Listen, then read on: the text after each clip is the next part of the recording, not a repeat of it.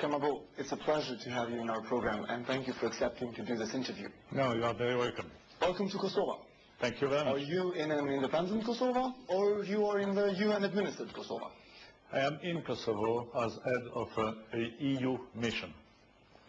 And you know that this mission, named EUX, is a mission decided by the 27 member states of EU, and we will work under the 1244 UN resolution. Yeah, but just 1 week before your mission started, there were 10,000 Albanians protesting in the streets against the way your mission is being deployed. Protests are not such a good start, are they? Oh, protest is a very good thing. In all the countries around the world where some protests can ensure you that in France we have very often protests. It's a good democratic signal.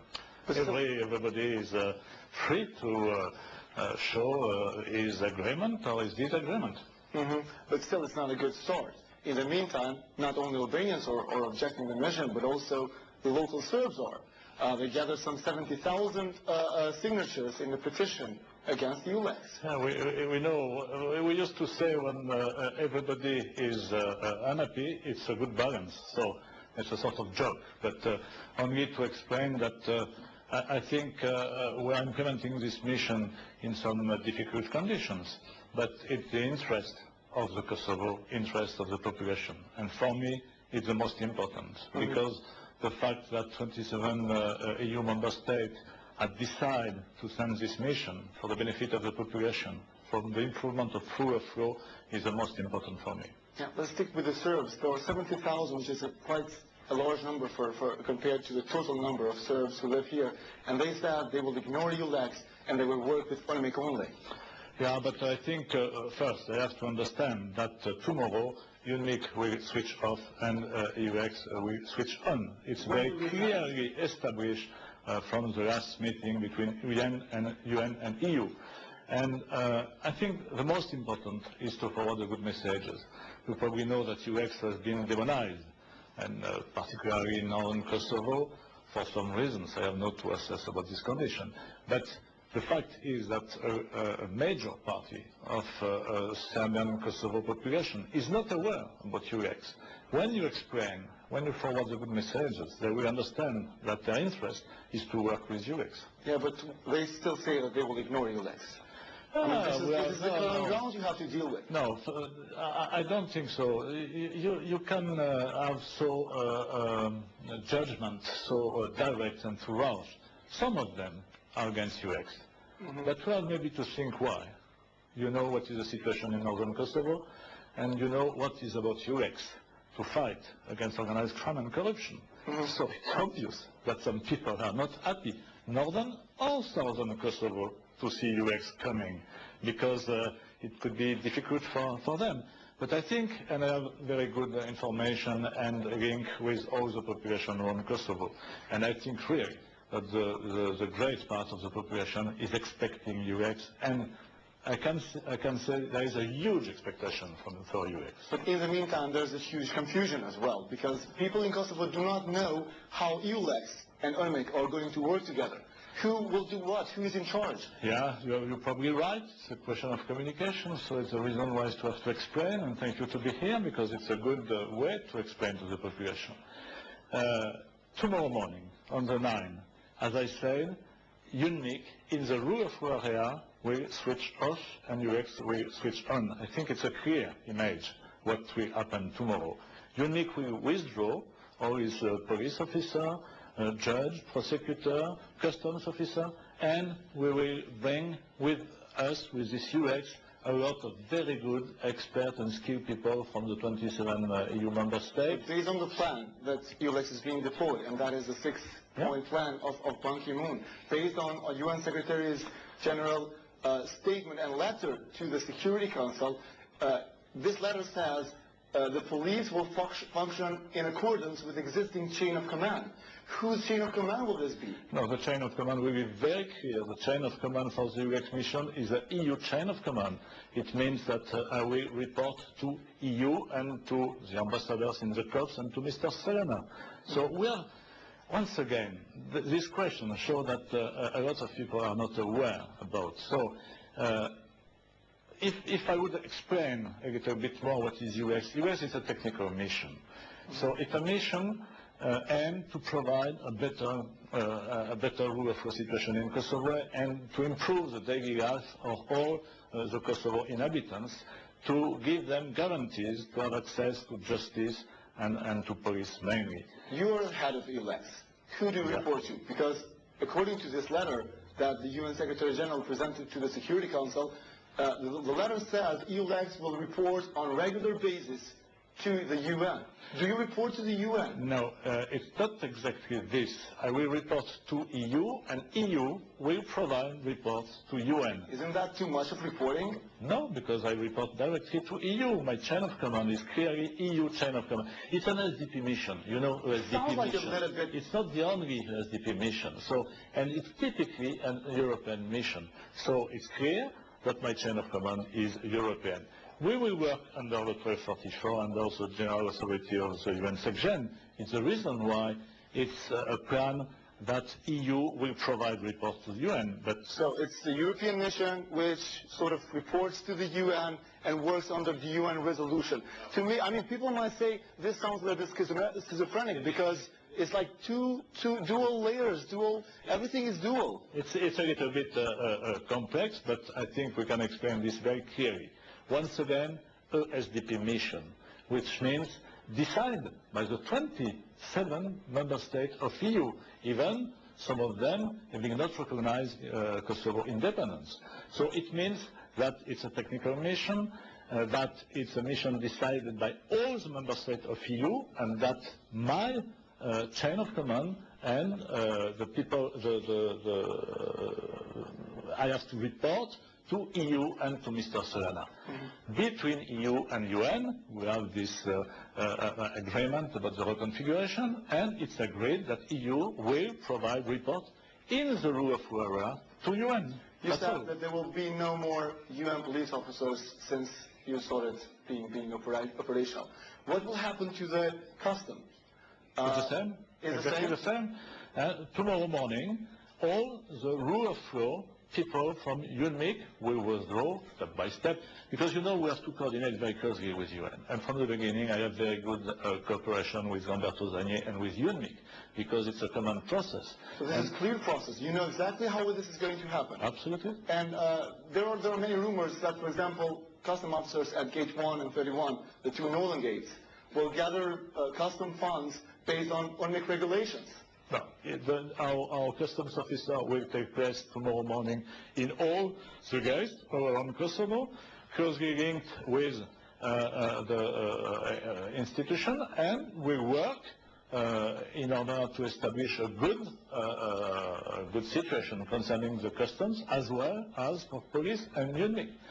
So we have still some question marks. We have still to speak with the institution, we have still to speak with the population, because as you say, we have still some question marks and some areas which need to be precise. But if too many question marks for the beginning. Well, some questions, sure, but it's a process ongoing and we will go step by step. So you will deploy in the north as well? Absolutely, tomorrow morning. How are you going to deal with Serbian parallel structures? I mean, we all know, and our reporters just last week revealed that there are Serbian police officers who ticket vehicles for overspeeding, let's say. And I'm not talking about northern Kosovo only, but also in the south. How are you going to approach to this problem, to these people, to these institutions? It's a very important question. We're here to establish a good rule of law situation. So, and once again, for the benefit of the population. So, how? We have to put in place our disposal, and we will do this tomorrow morning, all around Kosovo-wide, and insist on this point because it's very important to have some question about northern Kosovo, but we will do the same in northern Kosovo that in southern, eastern, or western Kosovo. Concretely, how you will deal with these people who are illegal or parallel, who are controlled by the government of Serbia? Yeah, it's the reason why we have to go step by step, as I said, and we have to find some solution. But tomorrow, so you don't have a strategy? We have a strategy, but it's which is to deploy first after to have contact with the population, with the people, to speak with them, to understand what is the situation, to fight against organized crime and corruption, because it's the main point of this mission. Your predecessors, UNMIK, have been ignoring these parallel structures for 9 years now. Are you going to continue doing the same, or are you going to stop these people? I'm going to implement my mandate. In my mandate, it's a technical mandate. So we have a political side and we have a technical side.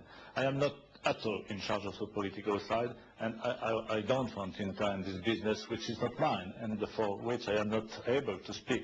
I would like to focus on this technical side, because for me it's the most important for everybody here. You know what is the situation. Technically or non-technically, Mr. Kermabon, these are people who work for institutions of the Republic of Serbia, which is a different country, and these institutions have been announced as legal, as illegal by UNMIK. Yeah.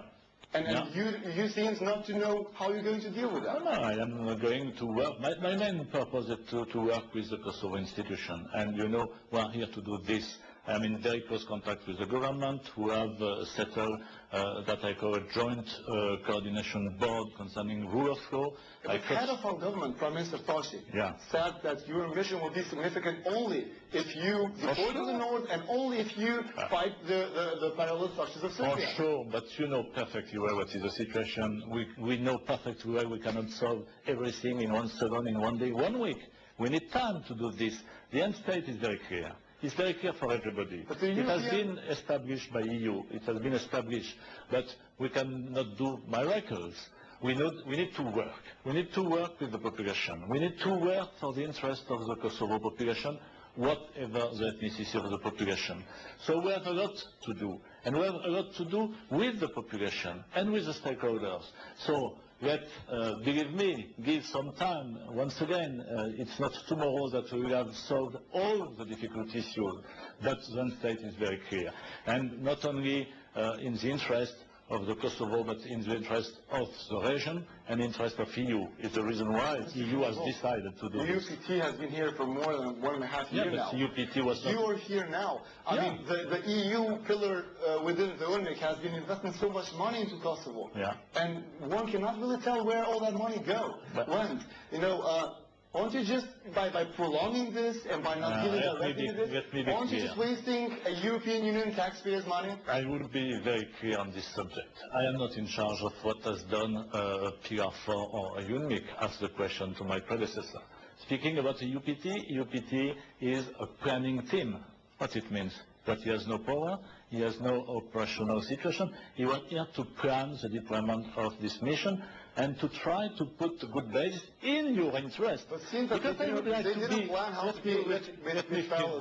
Let me finish, please. It's in the interest of the Kosovo population. We are here for you. And it's very clear for me. We are here for the population. So, trust us, be confident, give some time, because we are not here to deal with all these issues. We are here to assist you. From Kosovo's point of view, we have been giving time to international administration, to international missions for 9 years now, and not much has improved. But I think we are also responsible of the situation. Don't put only the responsibility on the international organization. We are on board for the same mission. We are on board for the same end state. So, listen to me. We are here, why? Because we have received an invitation of your president, President Sedio. He asked EU to send this mission. So now we are here. But the President Sedio was the President of the Republic of Kosovo, a sovereign country which invited EU legs. And now you are going to ignore the fact that Kosovo is independent. No, let me say that I perfectly respect your sentence as a sovereign country, but you have to know also that a lot of countries have not recognized independence of Kosovo. So I don't really assess on this situation. It's not my business. But President said your president invited this mission. We are here. We will start tomorrow. So work with us and try to reach together one state. That's all. I cannot, once again, first, I am not alone to be responsible of the situation and alone responsible of the end state. I intend to work with you. We bring a lot of very good experts from EU in the defense with a lot of experience, a good skill. But so still you don't know how you're going to get to the north. We will be in the north tomorrow morning. I will try to do this in French. Monsieur Kermabon, voulez-vous venir avec nous ou non? Je serai demain dans le Nord. Demain matin, tomorrow morning, we will have 100 people from the UX mission in northern Kosovo, in the courthouse, in the police station, and in the gates. And ignoring the federal officers who are operating. Come on, it's the first step. Once again, how do you want I solve everything in 1 minute? Be realistic, be realistic. You have asked this mission to come here in Kosovo to assist you. You're here for us. You are here for you. Albanians don't like you, Serbs don't like you, and you're still for us. Yeah. How are you going to deal with this? I mean, your image is not... I get this sentence to you, Albanians don't like me and Serbs don't like you. I don't know it's true. Well, I know 10,000 people were protesting, 70,000 signing petitions. How many people how many inhabitants in Kosovo? Oh, there are 2 million. Yeah, so if you consider that all the other like me, it's good. But it's not good for the image of the UX to start. We're getting back to progress all over again. Let me be confident, and I can assure you that I know a lot of people here. You know what I have done for Kosovo in my previous mission. I have a lot of friends, not only in southern Kosovo, Albanian side, but also in northern Kosovo. And I assure you that there is a huge expectation for UX, huge expectation. Okay, your staff will have immunity to Kosovo's laws. Mm-hmm. And at the same time, they will try to implement rule of law and to establish rule of law, and they are above that law. No, they are not above the law. They are immunity because in all this mission, this international mission, look around you and look in the other missions. We've been looking at it for 8 years, Mr. Kermabon, and it didn't really work out with UNMIC. I mean, we have cases of Romanian police officers who were responsible for 2 deaths. We have cases of rapes and of individual murders, and these people were never charged, were never prosecuted. We have a small amount of, for sure, difficult cases and pending cases. I agree with you. But don't be so critical towards UNMIC. UNMIC has bring to you a lot of good things also. Don't look on me on the bad side, look also on the good side. Where was Kosovo 9 years ago, and where is Kosovo today? So I think there is a huge difference between 1999 and today. Still, how can some people who are above the law establish rule of law? This is the question that every citizen is asking. We are not above the law. We are part of the law, and believe me, I am the first to be the law be respected by the people of the mission, UX mission. We have a code of conduct, very strict, How do you guarantee that if someone from your staff breaks the law, how do you guarantee that these people will be prosecuted? Yeah. And I guarantee you, I give my word today, if you can have some case of people in UX mission with a bad behavior or breaking the law, they will be, he or she will be prosecuted. I mean, all UNMIC heads of UNMIC, chiefs of UNMIC, don't speak about UNMIC. Ask the question to UNMIC. I am head of UX. I am not in charge of UNMIC.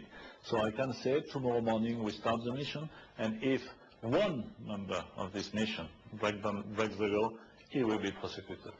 Last question, but not least. UX started. When is it going to end? When are you leaving? It's up to you, and a little bit up to us. If I can say, as soon as possible. You know why? Because this mission is a mission to assist you, to help you, to support you. As soon as we will not need us, it means that we have reached sufficient capacity on the rule of law side, justice and police, and as soon as you want to join EU and you have this good reference to EU, we will leave, and once again, as soon as possible will be the better.